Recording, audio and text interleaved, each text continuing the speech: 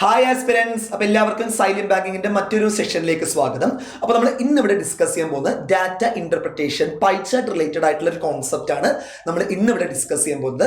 അതിൽ പെർസെൻറ്റേജിന്റെ അപ്ലിക്കേഷൻ വളരെ എഫക്റ്റീവ് ആയിട്ട് എങ്ങനെ യൂട്ടിലൈസ് ചെയ്യാൻ പറ്റുന്ന നമുക്ക് ഇന്ന് നോക്കാം കേട്ടോ. അപ്പോൾ നമുക്ക് വൈകിക്കേണ്ട, നമുക്ക് ഡയറക്റ്റ് ആയിട്ട് പ്രോബ്ലത്തിലോട്ട് പോകാം കേട്ടോ സ്റ്റുഡൻസ്. ഓക്കെ, അപ്പോൾ ഇവിടെ പറയുന്നുണ്ട് the percentage distribution of scientist ആണ് പറയുന്നത് അല്ലേ. അപ്പോൾ ഓവറോൾ എത്ര വരിക? 100% ആണ് വരിക. പെർസെൻറ്റേജിന്റെ ബ്രേക്കപ്പ് തന്നിട്ടുണ്ട്. The total number of scientists across all the labs 1650 എന്നാണ് പറയുന്നത് അല്ലെ. അപ്പൊ 5 ലാബ്സ് ആണത്, ABCDE ടോട്ടൽ 1650 വരുന്നുണ്ട് എന്നും പറയുന്നുണ്ട് അല്ലെ. ഇവിടെ തന്നിരിക്കുന്ന പെർസെൻറ്റേജ് ഡെസിമൽസിന്റെ ഫോമിലാണ് നമുക്ക് തന്നിരിക്കുന്നത് അല്ലെ. അപ്പോൾ ഞാൻ പറയുകയാണെങ്കിൽ നിങ്ങൾക്ക് 1/1 മുതൽ 1/20 വരെയുള്ള ഫ്രാക്ഷൻസും അതിന്റെ കറസ്പോണ്ടിങ് പെർസെൻറ്റേജും എപ്പോൾ ചോദിച്ചാലും അറിയണം കേട്ടോ. എന്നാൽ മാത്രമേ കുറച്ച് കോംപ്ലിക്കേറ്റഡ് ആയിട്ട് വരുന്ന പെർസെൻറ്റേജിന്റെ ഫ്രാക്ഷണൽ വാല്യൂസും നമുക്ക് എന്ത് ചെയ്യാൻ പറ്റുള്ളൂ, വളരെ പെട്ടെന്ന് തന്നെ കണ്ടുപിടിച്ചെടുക്കാൻ പറ്റുള്ളൂ കേട്ടോ. അപ്പൊ നമുക്ക് ഡയറക്റ്റ് ആയിട്ട് പ്രോബ്ലത്തിലോട്ട് പോകാം. ഇതിൽ ഏറ്റവും ഫെമിലിയർ ആയിട്ടുള്ള ഒരു പെർസെൻറ്റേജ് എന്ന് പറയുന്നത് നമുക്ക് എന്താ പറയാൻ പറ്റും? 9.09 ആണ് വരിക അല്ലെ. അതായത് കൺസേൺ പെർസെൻറ്റേജിന്റെ ഫ്രാക്ഷണൽ വാല്യൂ എത്ര വരിക? 1/11 ആണ് വരിക അല്ലെ. ആ ഒരു കോൺസെപ്റ്റ് ഒന്ന് മനസ്സിലാക്കുക. അതായത് 1/11 into 100 ചെയ്താലാണ് നമുക്ക് എന്തിലോട്ട് എത്താൻ പറ്റുക? 9.09 എന്ന് പറയുന്ന ഒരു പെർസ്പെക്റ്റീവിലോട്ട് എത്താൻ പറ്റുക അല്ലെ. നമുക്ക് നോക്കാം. 100/11 ആണ് നമ്മൾ ചെയ്യുന്നത് എന്ന് കൺസിഡർ ചെയ്യാം. അപ്പൊ 100/11 എന്ന് പറയുമ്പോൾ നമുക്ക് എന്ത് പറയാൻ പറ്റും സ്റ്റുഡൻസ്? എക്സാക്ട്ലി 11 വന്നിട്ട് 9 ടൈംസ്, അതുപോലെ തന്നെ 99 + 1 100 ആണ് വരിക. 100/11 നമുക്ക് എങ്ങനെയും കൂടെ എഴുതാൻ പറ്റും? 9 1/11 എന്ന് പറയുന്ന ഫോർമാറ്റിലും കൂടെ നമുക്ക് മിക്സഡ് ഫ്രാക്ഷൻ ആക്കി എഴുതാൻ പറ്റും അല്ലെ. അപ്പൊ എങ്ങനെയാണ് 0.09 വന്നത് എന്ന് ചോദിച്ചാൽ നമുക്ക് എന്ത് പറയാൻ പറ്റും? 9ന്റെ പ്ലേസിൽ ഇവിടെ 9 തന്നെയാണ് എഴുതിയിരിക്കുന്നത്. 0.09 നമുക്ക് എങ്ങനെ എഴുതാൻ പറ്റും എന്നാണ് ഉദ്ദേശിക്കുന്നത്? 1/11 പറഞ്ഞിട്ടും എഴുതാൻ പറ്റും അല്ലെ. അതായത് 1/11 ചെയ്യുക അല്ലെ. അപ്പോ 0.0 നമുക്ക് ഇവിടെ എഴുതാൻ പറ്റും. 0 ഇവിടെ 100, 11 9 ടൈംസ് 99, 1 ഇവിടെ നമുക്ക് എന്താ പറയാൻ പറ്റും? 0 ഇവിടെ 0 ആഡ് ചെയ്ത് കൊടുക്കുമ്പോൾ വീണ്ടും 0, ഇവിടെ 100 എന്ന് പറയുമ്പോൾ എത്ര വരിക? വീണ്ടും 9 ആണ് വരിക. അതായത് അതേ പ്രോസസ്സ് തന്നെയാണ് എന്ത് ചെയ്ത് പോകുക സ്റ്റുഡൻസ്? എക്സാക്ട്ലി റിപ്പീറ്റഡ് ആയിട്ട് പോകുക അല്ലെ. അതായത് 0.090909 തന്നെ റിപ്പീറ്റഡ് ആയിട്ട് പോകും അല്ലെ. ഒരു കൺസേൺ നമ്പറിനെ നമുക്ക് 11 കൊണ്ട് എക്സാക്ട്ലി ഡിവിസിബിൾ ആയില്ലെങ്കിൽ എന്തായാലും പോയിന്റ് വരും. പക്ഷെ പോയിന്റിന് ശേഷം എന്തായിരിക്കും? ഈ രണ്ട് നമ്പേഴ്സുകളായിരിക്കും. ഇവിടെ 0909 അങ്ങനെ ആയിരിക്കും എല്ലാ പ്രോസസ്സിലും എന്തായിക്കൊണ്ടിരിക്കുക?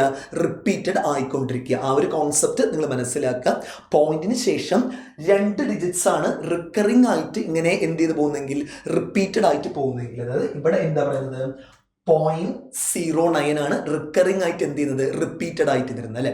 അപ്പോൾ ഒരു കൺസേൺ നമ്പറിനെ നമുക്ക് 11 കൊണ്ട് ഡിവിസിബിൾ ചെയ്യാൻ പറ്റിയില്ലെങ്കിൽ എന്തായാലും പോയിന്റ് വരും. അപ്പോൾ പോയിന്റിന് ശേഷം നമുക്ക് എന്ത് പറയാൻ പറ്റും സ്റ്റുഡൻസ്? എക്സാക്ട്ലി 2 ഡിജിറ്റ്സ് ആണ് എന്ത് ചെയ്യുക? എക്സാക്ട്ലി റിക്കവറിംഗ് ആയിട്ട് പോകുന്നത്. 2 ഡിജിറ്റ്സിന്റെ ഒരു പെയർ വരും അല്ലെ. അതായത് ഇവിടെ 09 എന്ന് പറയുന്ന 2 ഡിജിറ്റ് ഇൻവോൾവ് ആവുന്ന ഒരു പെയറാണ് എന്തായിട്ട് വരിക? റിപ്പീറ്റഡ് ആയിട്ട് വരിക അല്ലെ.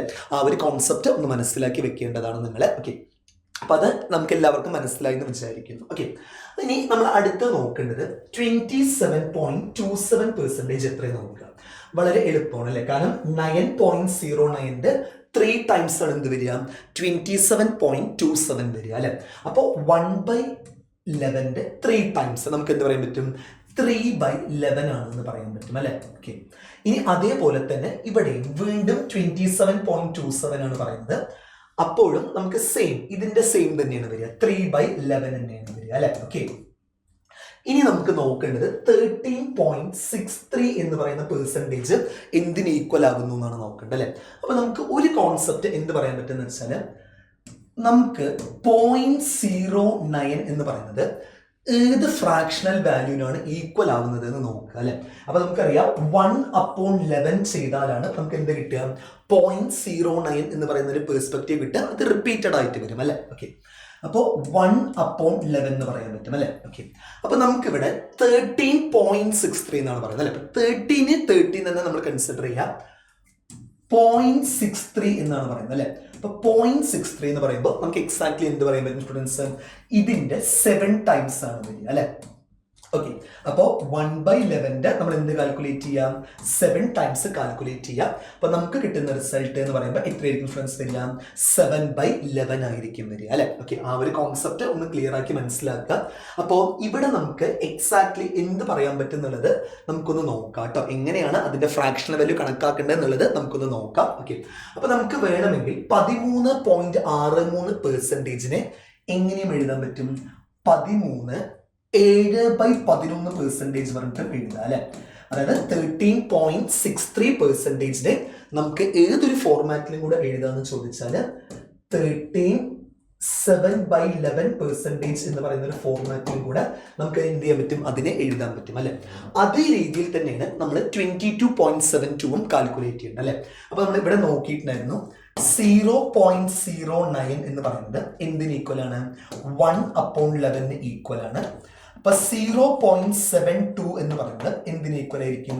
ഇതിന്റെ 8 ടൈംസ് ആണ് 0.72 വരിക അല്ലെ. അപ്പൊ ഫ്രാക്ഷന്റെയും നമ്മൾ എന്ത് കാൽക്കുലേറ്റ് ചെയ്താൽ മതി?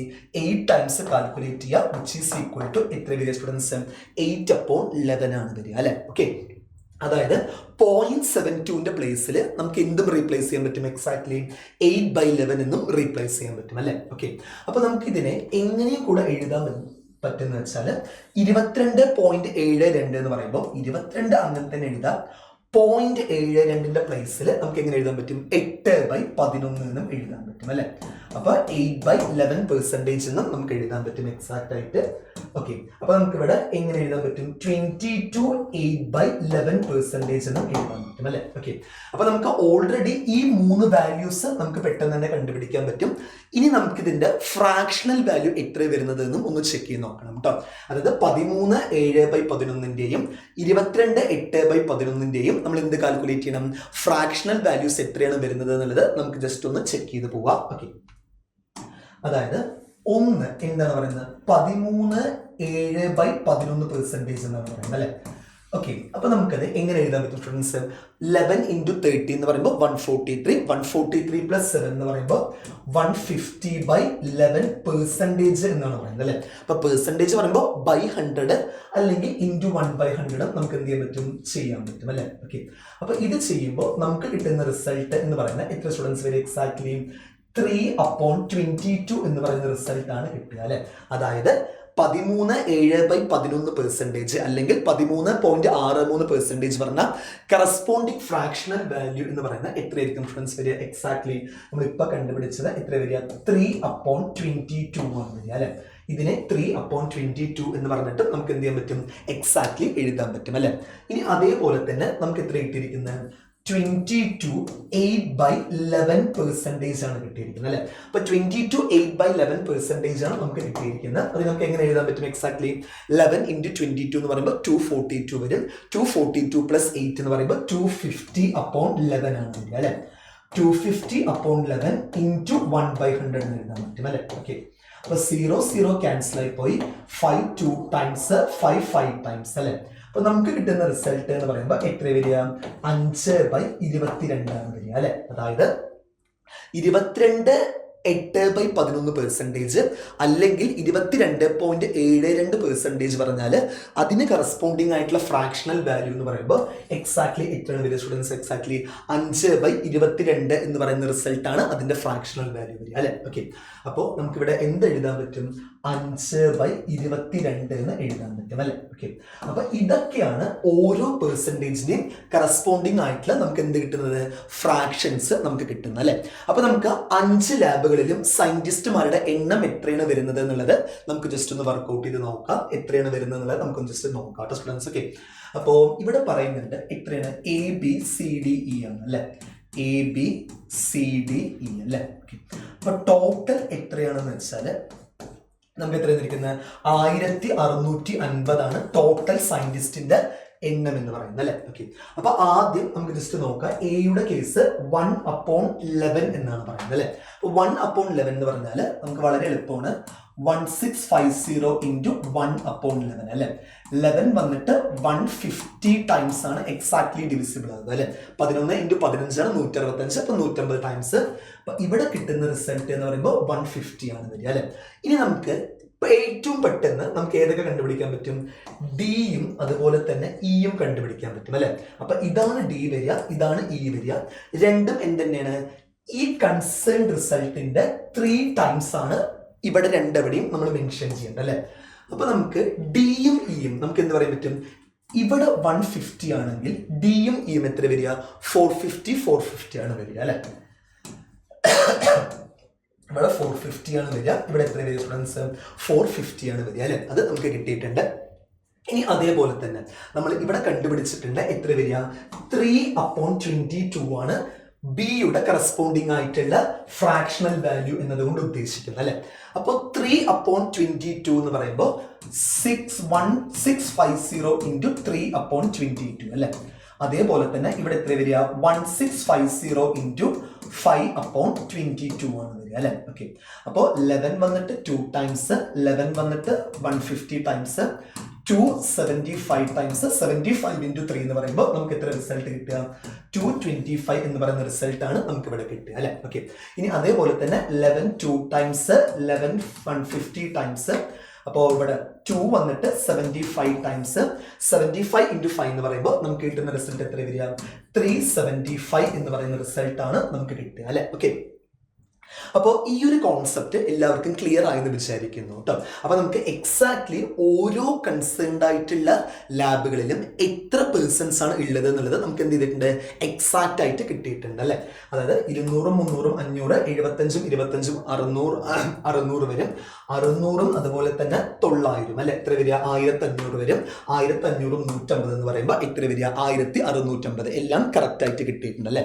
അപ്പോൾ ഒരിക്കലും നിങ്ങളിങ്ങനെ കോംപ്ലിക്കേറ്റഡ് ആയിട്ടുള്ള പെർസെൻറ്റേജുകൾ വരുമ്പോൾ ഒരിക്കലും നമ്മൾ 13.63 എന്ന് പറഞ്ഞാൽ 1650 ഇൻറ്റു 13.63 ഡിവൈഡഡ് ബൈ 100 ഈ ഒരു രീതിയിലൊന്നും നിങ്ങൾ ചെയ്ത് പോകാൻ നിൽക്കരുത് കേട്ടോ. അത് നമുക്ക് ഒരിക്കലും എന്ത് കിട്ടില്ല?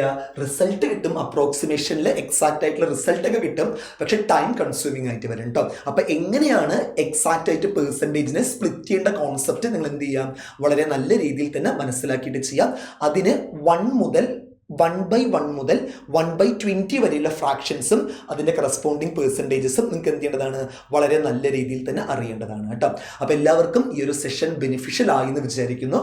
ബെനിഫിഷ്യൽ ആയി കഴിഞ്ഞാൽ നിങ്ങൾ ജസ്റ്റ് ഒന്ന് കമൻറ്റ് ചെയ്യുക. അപ്പോൾ ഇങ്ങനത്തെ റിലേറ്റഡ് ആയിട്ടുള്ള കുറച്ച് നല്ല കോൺസെപ്റ്റ്സ് ആയിട്ട് നമുക്ക് അടുത്ത ക്ലാസ്സിൽ കാണാം സ്റ്റുഡൻസ്. ഓക്കെ സ്റ്റുഡൻസ്, അപ്പോൾ ബൈ ട്ടോ.